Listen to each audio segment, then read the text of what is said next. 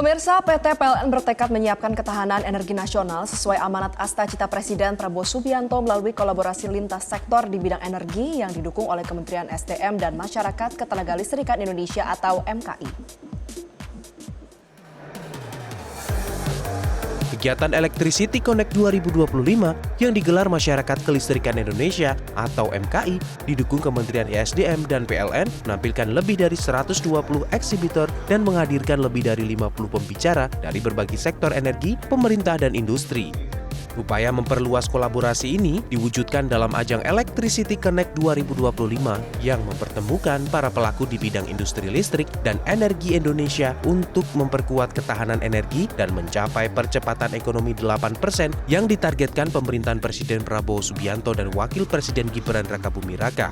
Dalam sambutannya, Kepala Staf Kepresidenan Muhammad Kodari menegaskan perlunya pemerintah dalam menyediakan akses listrik yang merata bagi seluruh masyarakat agar tercipta ketahanan energi secara optimal, termasuk dengan mendukung sejumlah program kelistrikan nasional seperti penyediaan pembangkit listrik tenaga mikrohidro atau PLTMH, pembangunan pembangkit listrik tenaga surya atau PLTS, dan pembangkit listrik tenaga sampah atau waste to energy. Sangat kuat ya, sampai 10 tahun. Dan di dalam rencana tersebut, di dalamnya tentu ada soal keadilan sosial, ya, di mana ada target-target agar listrik ini bisa dinikmati oleh seluruh masyarakat Indonesia, Pak ya. Di sisi yang lain juga ada PR agar kita bisa transisi dari energi fosil ya Pak ya, kepada energi yang hijau, yang green. Dan rencananya dalam 10 tahun ke depan itu bisa sekitar 75% sudah energi hijau. Karena 3.000 triliun itu bisa menggerakkan atau berkontribusi 1% dari pertumbuhan ekonomi yang diminta oleh Presiden Prabowo 8%. Direktur Utama PLN Darmawan Prasojo menyampaikan keberhasilan transisi energi dan penguatan ketahanan energi perlu didukung oleh semua pihak melalui kolaborasi lintas sektor. Darmawan juga menegaskan transisi energi penting dilakukan selaras dengan semangat keberlanjutan seperti mengurangi emisi gas rumah kaca dan menjaga keberlanjutan lingkungan. Di sisi lain, Darmawan juga memberikan fokusnya pada strategi dalam pengalihan energi berbasis impor dan fokus ke energi domestik. Perencanaan dari pemerintah ada RUPTL, Rencana Usaha Penyediaan Tenaga Listrik 2025 sampai 2034, menambah kapasitas pembangkit 69,5 gigawatt, di mana 76%-nya berbasis pada energi baru terbarukan. Dalam proses itu juga dibangun 48.000 km sirkuit transmission line dan 108.000 MVA dari Gadu Indo atau substation.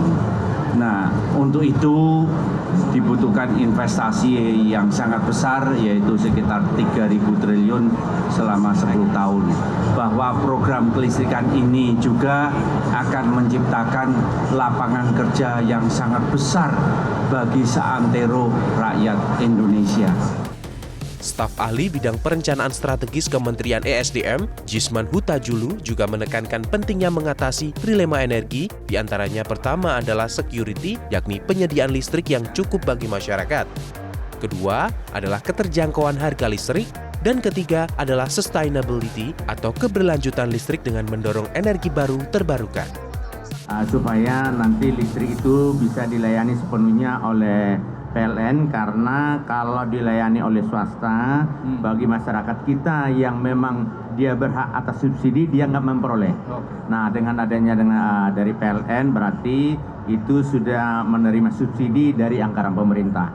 Kemudian lebih kuat lagi, lebih sistem lagi, dan tidak tersendiri-sendiri, sudah ada jaringannya dan sudah di-manage oleh PLN sendiri. Itu Pak, sehingga kita berharap di 5 tahun ke depan itu bisa mendekati 100%. Tim Liputan Metro TV. Jelajahi cara baru mendapatkan informasi. Download Metro TV Extend sekarang.